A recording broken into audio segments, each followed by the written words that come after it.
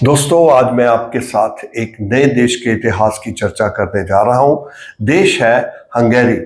अभी हाल ही में 12 अप्रैल को यहां पर इलेक्शन संपन्न हुए और इलेक्शन में 80% लोगों ने पार्टिसिपेट किया और वहां की प्रेजेंट सरकार जो कि विक्टर ऑरबान की सरकार थी, उसका तख्ता ही पलट के रख दिया। ये एक ऐसा व्यक्ति था, ये एक ऐसी शख्सियत थी जो डेमोक्रेसी से शुरू होता हुआ डिक्टेटर बनने के ख्वाब देख रहा था और अपने पास इसने असीम शक्तियां केंद्रित कर ली थी और इसको पूरा उम्मीद थी कि अब ये कभी भी इलेक्शन हारेगा नहीं। क्यों? क्योंकि वहां पर नेशनल असेंबली जो है उसकी 286 सीट थी। इसने 286 सीट्स कम करके 199 कर दी। क्यों कर दी? क्योंकि वो जो कंस्टिट्यूएंसीज थी जहां पे इसको लगता था कि मैं यहां से हार सकता हूं, इसने वो कंस्टिट्यूएंसीज ही उड़ा दी और उनकी नंबर घटा दिया और 199 कर दिया था। अब ये श्योर हो चुका था कि इसको कोई इलेक्शन में हरा नहीं सकता। नंबर 2, इकोनॉमिक पावर्स थी, वो सारी अपने दोस्तों को, मित्रों को अपने दोस्तों में बांट दी थी। वहां पे एक ग्रुप था जिसे न्यू रिच ग्रुप कह सकते हैं और उन ग्रुप के पास सारे पैसा जो था हंगरी का उन्हीं के हाथों में खेलता था और उन ग्रुप ने मिलकर जितने भी इंडिपेंडेंट न्यूज चैनल्स थे वहां के, वो सब खरीद लिए थे और वो एक तरह से प्राइवेट चैनल्स बन गए थे। वो चैनल जिनके ऊपर सरकार का एकाधिकार बन गया था और सरकार सिर्फ उन्हीं को एडवर्टाइजमेंट आप जानते हैं बड़ा जरूरी होता है किसी न्यूज़पेपर के सर्वाइवल के लिए। और इसके अलावा उसने वहां के जजेस जो थे वो बड़ा इंटरफेयर करते थे पॉलिटिक्स में। राजनीति की इंटरफेरेंस कम करने के लिए इसने 70 जो एज थी जजेस की रिटायरमेंट की, ये 70 थी, इसने वो कम करके 62 कर दी और जजेस को जबरी रिटायर कर दिया और जो नहीं रिटायर हो रहे थे उनको निकाल दिया और उनको वीआरएस देकर फ्री कर दिया और अपनी एक स्पेशल कमेटी कायम की जो नए जजेस को मनोनीत करती थी और इस प्रकार इसने 15 जजेस का एक ग्रुप जो था उसकी स्थापना की, जो हर समय इसके हर कार्य की सराहना करती थी और अगर कोई इसके खिलाफ केस लगता तो ये इसी की फेवर में फैसला देती थी। और इस प्रकार इसने जुडिशरी पर भी कब्जा कर लिया और इसके अलावा इसने कॉन्स्टिट्यूशन को भी बदलने की कोशिश की और प्रेसिडेंट जो था, जो कि इसका अपना खास व्यक्ति था, टॉमस सल्यूक, इस प्रेसिडेंट को भी इसने बहुत सारी असीम पावरें दे रखी थी। अगर जरूरत पड़े तो वो इसके लिए इस्तेमाल कर सकता था। इसके खास मित्र देश थे, एक तरफ अमेरिका और दूसरी तरफ रशिया। पुतिन और ट्रंप इसके खास मित्रों से थे। आओ आज मैं इस देश के इतिहास के बारे में आपसे चर्चा करने जा रहा हूं। इसको जानने से पहले, आज की इलेक्शन का अध्ययन करने से पहले, आओ इसके इतिहास में एक संक्षिप्त नजर डालें। हंगरी जो है इसका तो इतिहास बहुत पुराना है और रोमन एम्पायर के समय भी इसके ऊपर रोमन्स ने कब्जा कर लिया था। लेकिन मैं इतिहास की शुरुआत करने जा रहा हूं आपके साथ, जब 1526 में ऑटोमन एम्पायर ने हंगरी के ऊपर आक्रमण किया, हंगरी के ऊपर कब्जा कर लिया और उसे 3 भागों में विभक्त कर दिया। एक था हैब्सबर्ग, दूसरा हंगरी और तीसरा ट्रांसिल्वानिया। और ये तीनों भाग जो ये सेपरेट हो गए और इनको अलग अलग बांट दिया गया। उसके बाद 1699 में ऑस्ट्रिया हैब्सबर्ग की रूलिंग पार्टी ने ऑटोमन एम्पायर को पराजित किया, उनको निकाल दिया और हंगरी की एक बार दोबारा यूनिफिकेशन हो गई और हंगरी को एक पुराना एकत्रित करके राष्ट्र बना दिया गया जो कि उनके राज का हिस्सा बना। ऑस्ट्रिया का काफी देर तक हंगरी के ऊपर अपना कंट्रोल जमाए रखा, लेकिन आगे चलते चलते धीरे धीरे 1848 में हंगरी के लोगों ने ऑस्ट्रिया की सरकार के खिलाफ आवाज उठानी शुरू कर दी और उन्होंने एक क्रांति की लाने की कोशिश भी की, अपने आप को आजाद करने की कोशिश भी की, लेकिन ये नाकाम रही। 1849 में ये जो क्रांति की लहर हंगरी में उठी थी उसे ऑस्ट्रिया की फोर्सेस ने बड़ी सख्ती से कुचल दिया और इस प्रकार ये मूवमेंट दबी। लेकिन ये ज्यादा देर ना दबी रह सकी और बाद में 1867 में हंगरी के लोग जो बार बार अपनी आजादी की आवाज उठा रहे थे और तंग आकर ऑस्ट्रिया की सरकार ने इन्हें सिग्निफिकेंट ऑटोनॉमी जो है, इंटरनल ऑटोनॉमी, वो हंगरी को प्रदान कर दी और इस प्रकार हंगरी ने आजादी का एक छोटा सा रूप देखा। 1860 के बाद वर्ल्ड वार वन में ऑस्ट्रिया के साथ हंगरी को युद्ध में कूदना पड़ा और 70% इसका इलाका जो है वो बट गया। वो जो अलाइड फोर्सेस थी वो ले गई और उसके बाद हंगरी की कोशिश थी वर्ल्ड वार टू में जर्मनी का साथ देता है हंगरी, इस उम्मीद में कि जर्मनी जीत जाएगा और इनको जो इनका खोया हुआ इलाका वापस मिल जाएगा। जर्मनी शुरू में तो जीता और बाद में बुरी तरह पराजित होता है और हंगरी का रहता खुता इलाका जो है वो भी चल देता है। मतलब हंगरी का नामो निशान जो है वर्ल्ड मैप में गुम सा होता दिखाई देता है और वो ये रशिया के अंदर चले जाते हैं कम्युनिज्म के अंदर वर्ल्ड वार टू के बाद। और फिर आता है साल 1989 1989, जब रशिया में एक बार कम्युनिज्म के खिलाफ आवाज उठी और उस वहां के राष्ट्रपति जो गोर्बाचोव थे उन्होंने रशिया के टुकड़े टुकड़े कर दी। यूएसएसआर सिर्फ रशिया बन के रह गया, 15 कंट्रीज जो थे आजाद हुए और उनमें हंगरी जो था इसको भी अपनी आजादी मिल गई और इस प्रकार हंगरी आजाद। 1999 में ये नाटो को ज्वाइन करता है अमेरिका के साथ और 2004 में ये यूरोपियन यूनियन को ज्वाइन कर देता है।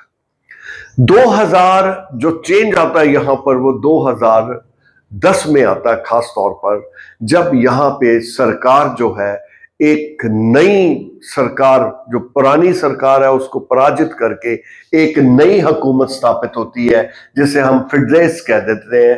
ये विक्टर ऑर्बन की सरकार थी जिसे बहुमत प्राप्त होता है इलेक्शन में और ये अपनी हुकूमत स्थापित करता है। शुरू में तो डेमोक्रेटिक प्रोसेस था लेकिन धीरे धीरे ये जो विक्टर ऑर्बन थे ये बड़े महत्वाकांक्षी थे। यहां पे मैं आपको कुछ समझाना चाहता हूं कि अगर हम यूरोप के नहीं चारों तरफ अगर नजर दौड़ाए, जो भी डेमोक्रेटिक सेटअप से आगे आया या जो पहले से प्रेसिडेंट है वो तो बात अलग है, लेकिन जो डेमोक्रेटिक सेटअप से इलेक्शन के प्रोसेस को निकल के आगे आया उसकी कोशिश यही रहती है कि मैं सारी सत्ता जो है अपने हाथ में ले लूं और इसके बाद अब मैं कभी हारूंगा नहीं, सत्ता छोड़ने की मुझे जरूरत ना पड़े। और ऐसा ही मैं इस हंगरी के राज के बारे में आपको बताने जा रहा हूं। विक्टर ऑर्बन करता क्या है? नंबर एक, ये सारे मीडिया को खरीद लेता है। 80% of the media in Hungary was owned by the state और जो 20% था वो नाम मात्र का था, उनको किसी प्रकार की एड नहीं सरकारी मिलती थी और कोशिश की जाती थी ये भी सरकार के पक्ष में खबर छापे। और इस प्रकार आने वाले 16 साल विक्टर ऑर्बन ने हंगरी के ऊपर राज किया और इस प्रकार अपनी जो जड़ें थी उनको इतना मजबूत करता गया कि ऐसा लगता था कि ये कभी हारेगा ही नहीं। और इसके सपोर्ट कौन कर रहा था? नन अदर देन, एक तो हमारे पुतिन जिन्होंने प्राइम मिनिस्टर से प्रेसिडेंट का ओहदा प्राप्त किया रशिया में और उसके बाद अपने आप को लाइफ लॉन्ग राष्ट्रपति घोषित कर दिया। और इधर से हमारे ट्रंप जी, ट्रंप भी इसके बड़े फैन थे। क्यों? क्योंकि इसकी नीतियों के वो बड़े फैन थे। एक तो उसने मीडिया को अपने हाथ में ले लिया, दूसरा उसने जजेस जो थे, उसने देखा जुडिशरी जो है ये बड़ी इंटरफेयर करती है, उन्होंने जजेस की अपॉइंटमेंट, पहले तो पुराने जितने भी जजेस थे उनको फोर्सफुली रिटायर कर दिया, जो उनकी बात नहीं मानते थे उनको वीआरएस दे दी और रिटायर करने के बाद उसने सारी पावर अपने हाथ में ले ली और अपने आप ही जजेस की मनोनीत करने लगा। जजेस इसके अपने हो गए और उसके बाद उसने क्या किया, अपना जो ग्रुप था, जो अपने इसके अलाइड फ्रेंड्स थे, जो ग्रुप था, जो अमीर वर्ग के, कुलीन वर्ग के लोग थे, उनको अपने साथ मिलाया और जितने भी बड़े बड़े बिजनेस हाउसेस थे उनको ये बिजनेस देने लग पड़े।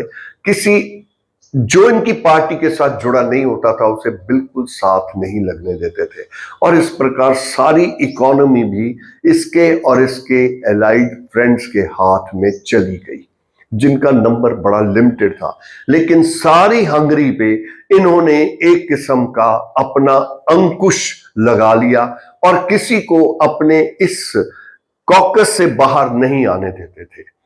और 2024 की घटना है कि ये जो आज का नया प्रधानमंत्री वहां पे विजयी होके आए हैं, जिनका नाम है मग्यार, पीटर मग्यार, ये भी इनकी पार्टी का ही सदस्य था, लेकिन इनकी नीतियों के कारण ये किसी कारणवश इनसे नाराज हो गया और इसने अपनी पार्टी तिसा इसने अपनी पार्टी की स्थापना की और इसने कैंपेन सरकार के खिलाफ शुरू किया।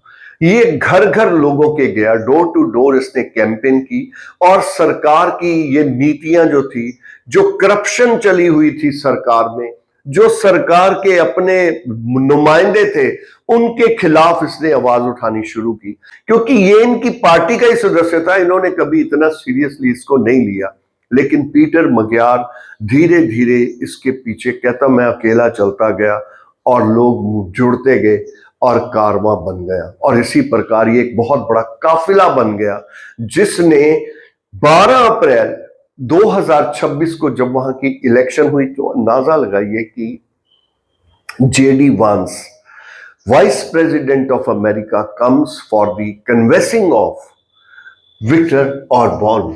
विक्टर ऑर्बन की कन्वेसिंग के लिए वो आता है और सरेआम कहता है, खुलकर कहता है कि इसको वोट दो, हमने ऐसा। ट्रंप उसकी तारीफ करता है, पुतिन उसकी तारीफ करता है। यूक्रेन जो मार खा रहा था उसको, क्योंकि वो नेटो का सदस्य तो नहीं बन सका, लेकिन नेटो कंट्रीज जो थी उसको धीरे धीरे मदद कर रही थी। लेकिन एक ये था हंगरी जो उसकी मदद नहीं बल्कि रशिया की मदद कर रहा था और उसको जो देने वाली, जो इसकी तरफ से रकम दी जानी थी इस कंट्री की तरफ से, वो नहीं दे रहा था। वो हमेशा पुतिन की सपोर्ट में खड़ा होता था। सो वॉर ऑफ आइडियोलॉजी है। वैसे देखा जाए तो ट्रंप जो है वो कैपिटलिस्ट है और उधर कम्युनिज्म है। ये भी कम्युनिज्म का दीवाना है, पुतिन को मानता है और कम्युनिज्म की तरह अपने आप को वहां का मुखिया घोषित करना चाहता है। और इसको स्वप्ने में भी नहीं इसने सोचा था कि इसकी पार्टी इस तरह शर्मिंदगी से हार जाएगी। इलेक्शन का जब रिजल्ट 20 तारीख को आता है तो रिजल्ट का अंदाजा लगाइए, 199 सीट्स थी। 199 सीट्स में से 141 सीट्स जो हैं वो मग्यार की पार्टी को जाती है और तिसा पार्टी को जाती है। नतीजा एकदम लैंडस्लाइड विक्ट्री। इन्होंने तो राष्ट्रपति को, फिट्जे ने राष्ट्रपति को, जो तमस सल्यूक था, इसको वीटो पावर दे रखी थी। जब भी चाहे ये इलेक्शन को घोषित कर सकता था, ये नल एंड वॉइड है, यहां पे ये हुआ वो हुआ। बार बार हेडिंग्स आ रहे थे, आप पीछे पिक्चर्स में देख रहे होंगे। विक्टर ऑर्बन सत्ता इतनी आसानी से पीटर मग्यार को दे देगा, सौंप देगा, लेकिन उसने सौंप दी। लेकिन अभी कुछ ज्यादा वक्त नहीं हुआ, अभी 6-7 दिन ही हुए हैं और हर देश की निगाहें हंगरी पे टिकी हैं। आगे देखिए होता है क्या, क्योंकि सारी जितनी भी पावर्स हैं और जितने भी काम करने वाले करप्ट लोग हैं वो सारे ही ऑर्बन के हैं। पीटर मग्यार तो नया नया आया है और उसके लिए इस इतनी बड़ी करप्ट डेमोक्रेटिक सेटअप के साथ लड़ना कोई आसान काम नहीं है। और खास तौर पे जिसको ट्रंप सपोर्ट कर रहा हो, पुतिन सपोर्ट कर रहा हो, ऐसे में अपने आप को स्थापित करना ये आसान काम नहीं है। लेकिन आज मैं ये डिस्कस क्यों कर रहा हूं? हम जानते हैं प्रेस को कब्जे में लेना, अपने मुताबिक न्यूज देना और ऑपोजिशन की न्यूज तो कभी लगनी ही नहीं है।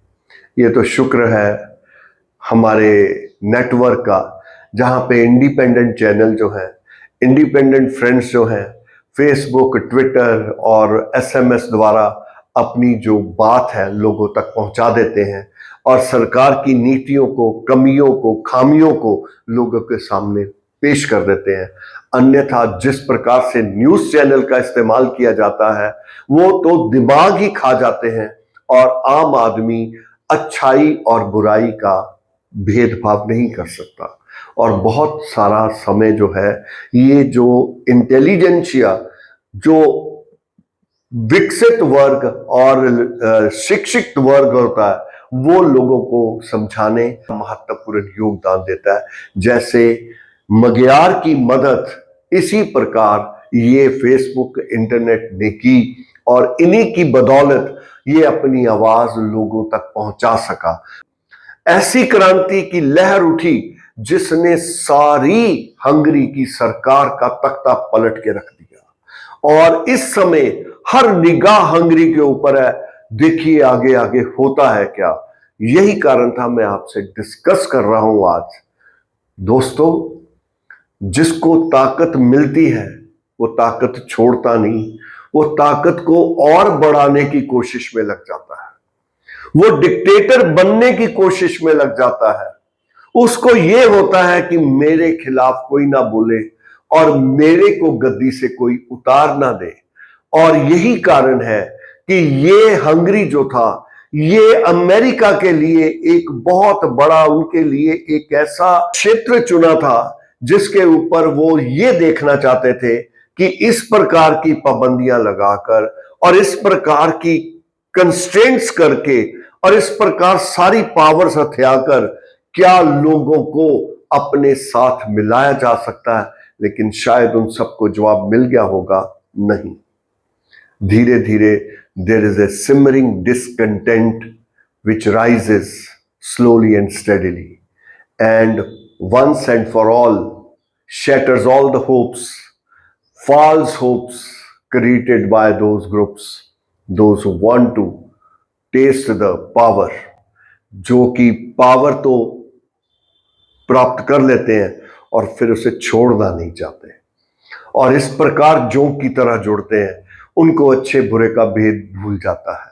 वो सिर्फ एक ही एम लेके चलते हैं कि किस प्रकार सत्ता को हथियाया जाए, बाय हुक और बाय क्रुक।